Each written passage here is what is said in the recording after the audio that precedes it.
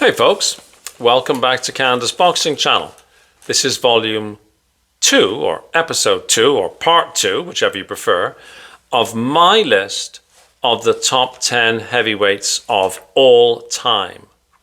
As I explained at the beginning of volume 1, episode 1, part 1, my metrics are fairly comprehensive. They look at combined championship reigns, individual championship reigns, quality of opposition, the biggest fight they ever had, public acceptance, impacts on boxing, etc. so forth. For more detailed explanation, please go back to the beginning of part 1.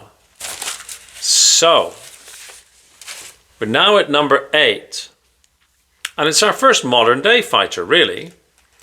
Wladimir Klitschko. Born in 1976, still with us, Dr. Steelhammer.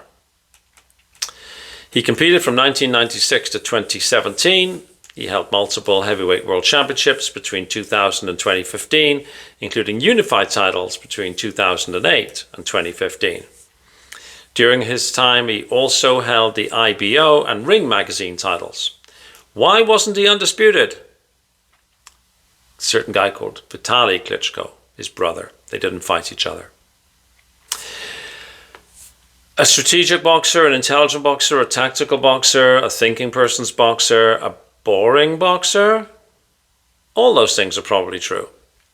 He is nevertheless considered one of the greatest heavyweight champions of all time, especially outside of the Anglosphere. He's huge in Europe, in Germany, in Russia, in Ukraine.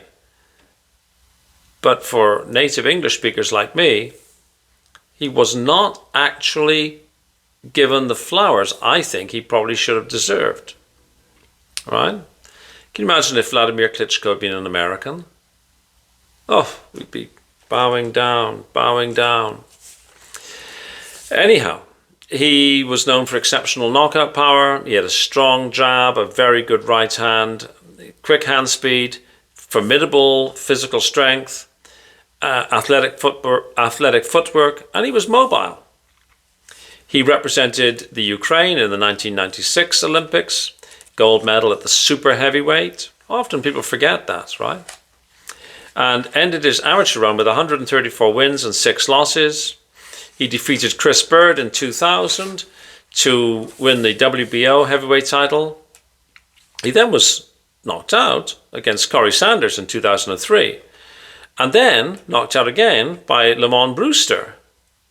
He then hired Emmanuel Stewart as his trainer, which began an 8-year partnership that lasted until Emmanuel Stewart's death in 2012. Stewart was credited with transitioning Klitschko, just like he'd done with Lennox Lewis. Again, it just shows the respect and the quality of Emmanuel Stewart as a trainer. From 2004 to 2015, Vlad and Vitaly dominated the heavyweight scene. It became known as the Klitschko era. In 2006, Wladimir regained a portion of the heavyweight championship, defeated Bird in a rematch to win the IBF and IBO titles. He won his second WBO title by defeating Sultan Ibragimov in 2008. I do apologize. I'm really suck with foreign language names, even English language names that are more than Smith or Brown. He also won the World Boxing Association title from David Haye in 2011. I know many people in Britain thought Haye was going to beat Vlad. I think that was sort of wrapping themselves in the flag of patriotism.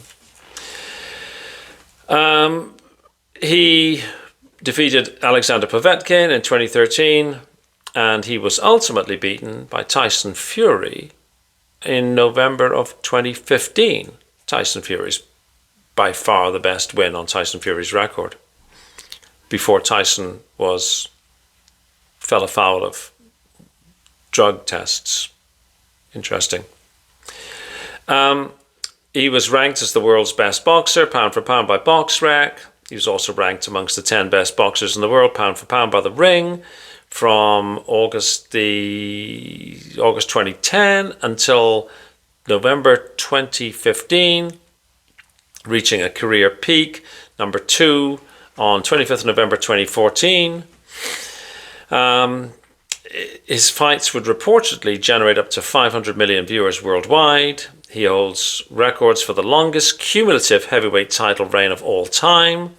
And this is where he gets so many points in this assessment, because I looked at the cumulative reign, individual reigns, and you've got to assign points to that, at least according to the metrics that I chose. His cumulative title reign is longer than Joe Louis's. He had 4,382 days as World Heavyweight Champion. He's also got the most fighters beaten for the World Heavyweight Championship at 23. He also holds records for the most wins and title defenses of the Unified Championship. And he's in the Guinness Book of Records together with his brother with most World Heavyweight title fights. Klitschko was inducted into the IBF Hall of Fame class of 2021. He was elected in his first year of eligibility.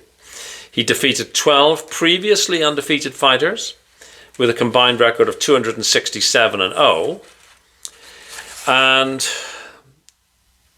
I'm not going to go through the entire list, but it included Povetkin, Kubrat Pulev, Bryant Jennings, Samuel Peter. And Vlad had beaten 9 current or former world champions throughout his career. These included Ray Mercer, Lamont Brewster, Samuel Peter twice, Chris Bird, Hasim Rahman, David Hay. And he was active, like I say, from 96 to 2017. Its final fight, he lost to Anthony Joshua in 2017. Probably Joshua's best fight ever, even though, of course, by that time Vlad had spent a period of time on the couch. Now, Vlad got 488 points. Number 7 got 489 points. And number 6 got 490 points. So if you don't like the order of these, I don't care. Flip them around. Because there was 1 point that separated them all. And, basically they're the same. But the man with 489 points, 1 point more, was Jack Dempsey. 1895 to 1983, the Manasseh Mauler. He was nicknamed Kid Blackie as well, but mostly known as the Manasseh Mauler. He was born William Harrison Jack Dempsey. He competed from 1914 to 1927. World Heavyweight Champion for 7 years, from 1919 to 1926. Where he scores so many points is he was the most iconic athlete of his era. Dempsey was ranked 6th on the Ring magazine's list of all-time heavyweights and 4th amongst its top 100 greatest punchers. In 1950, the Associated Press voted him as the greatest fighter of the past 50 years. He's a member of the International Boxing Hall of Fame, and he was a member of the previous Hall of Fame. But it's his iconic status that got him so many points on the metrics that I was using. And I had to go back and do some reading. You can do some internet research. Jack Dempsey was like Ali was in the 70s. Like, there isn't anybody now. Like, I don't know, Canelo is now, maybe? No, not really. Because everybody knew who Jack Dempsey was, right? This is the thing. He had gates that were enormous. I've done a separate video on Jack Dempsey and talks about this. So, Jack Dempsey was to boxing what Tiger Woods was in 2000 to golf. Or, Pele was to soccer, right? I was not alive in in those days. These would be my grandfather's days. For many of you watching, it'll be your great-grandfather's days, or maybe even your great-great-grandfather's days. But in the roaring 20s, Jack Dempsey was the man. He retired from boxing following a rematch with Gene Tunney, and he continued doing exhibition bouts with over 100 matches between 1930 and 1931 alone. He became known as a philanthropist. He sponsored the Ride of Champions. He portrayed a boxer in the movie The Prize Fighter and the Lady in 1933. He portrayed himself in the role of referee of the climatic fight between Max Baer and Primo Carnera, a fictional battle that actually foreshadowed a real battle. He did attempt a boxing comeback in 1940 at age 45, and he knocked out a guy called Cowboy Luttrell. He was, like I say, he was a heavyweight champ from 1919 to 1926. He knocked out Jess Willard in brutal fashion. He defended against Louis Firpo in a brawl. He lost the title to Gene Tunney in 1926, and he was famous for the long count rematch in 1927, where he did not go to the neutral corner when he should have. If he had, Gene Tunney would have been sleepy time. But he dithered around, forgetting, that the rules used to be that you could stand over your opponents, and as soon as they started getting up, you could be beaten on them again. Jack Dempsey. I was surprised that Jack Dempsey scored so well on the metrics that I set. I would have thought that he would have been maybe number 10, but he was number 7. And I gave him no additional points for anything, pretty hair or anything like that, right? Like I didn't fudge this. He scored what he scored.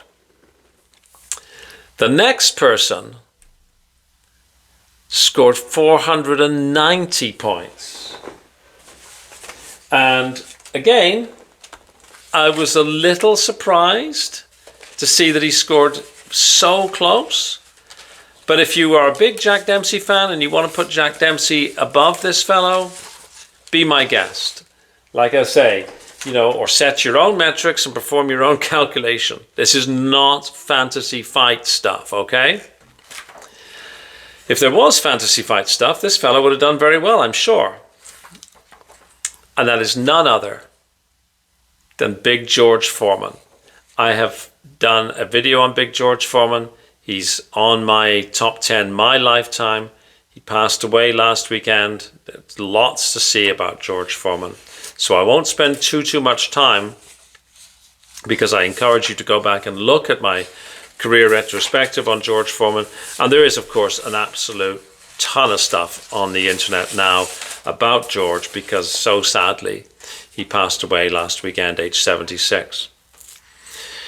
George Edward Foreman, born January 10th, 1949 to March 21st, 2025, American professional boxer, businessman, minister, author, entrepreneur, TV personality. He did it all. In boxing, he competed between 1967 and 97, and he was nicknamed Big George, really based on his second career. He was a 2-time world heavyweight champion and an Olympic gold medalist. He won the Olympic medal in 1968 in Mexico. And he was famous for not just boxing, but entrepreneurial stuff.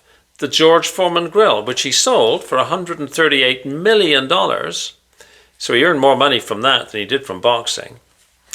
Foreman had a troubled childhood, took up amateur boxing when he joined the Job Corps, won a gold medal at heavyweight division, 1968 Summer Olympics in Mexico.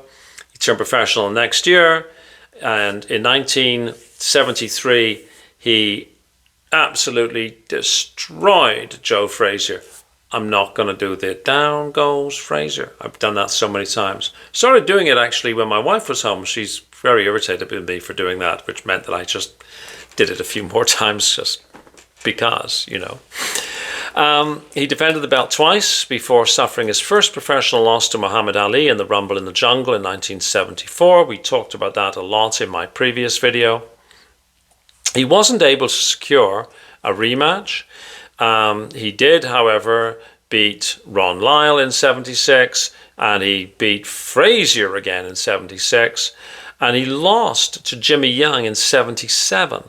And it was at that time, suffering from heat exhaustion and what, who knows what, that he claims that he had a religious experience, and he became a born-again Christian, and he started a ministry. He started his own church. He started a youth center for underprivileged youth. He became ordained in 1980, and that's what he did. He preached. He preached the word of the Lord Jesus Christ. He didn't even make a fist. In 1987, of course, short on money to keep the club running, he decided to take up boxing again.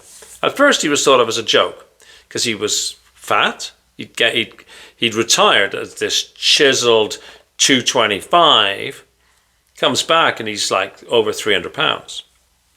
But gradually, he starts racking up the wins. He beats, like qualified people, and he gets a title shot.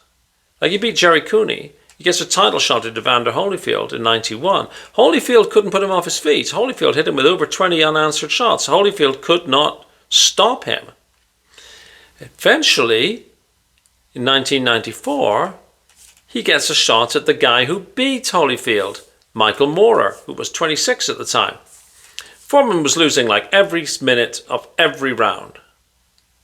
But he had a plan. And he had told people about this plan.